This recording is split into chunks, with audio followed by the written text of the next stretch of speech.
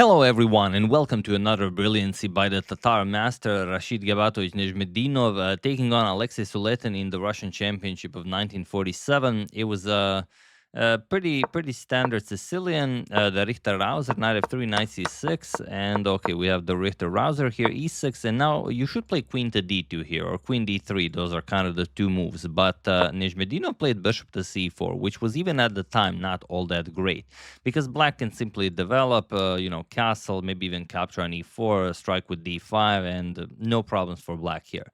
But Alexey played pawn to a6 here, and now look at this. Knight captures, b captures, we have pawn to e5, queen a5, and bishop captures on f6. We have g captures, e captures on d6, and now queen to e5 with check. King f1 and queen captures on d6, offering a queen trade.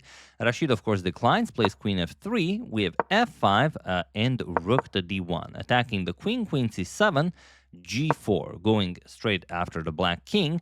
We have f captures on g4, queen captures, and now there's one more way that black can maybe save this with pawn to h5.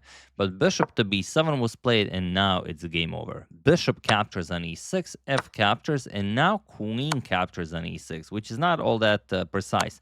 You should go rook g1, rook g3, rook e3, and that's game over. Rashid played queen captures on e6, and he gave Alexey a chance to bounce back, but Alexey misses it. Bishop e7, we have knight to e4, and now bishop to c8, attacking the queen, knight f6 check, king to f8, and now knight d7 is perfectly winning, but Rashid played a rook to d7, and now Alexey has a chance to once again save the position, but he has to find the elusive queen d6, which he of course doesn't, because I mean, who finds such a move? And then after rook captures, bishop captures, rook captures, you have this king f7 move attacking the rook and the knight. Only move for white is captures, and then after captures you move the knight, and you have two rooks versus a knight and the rook, of course winning for black, or maybe much better.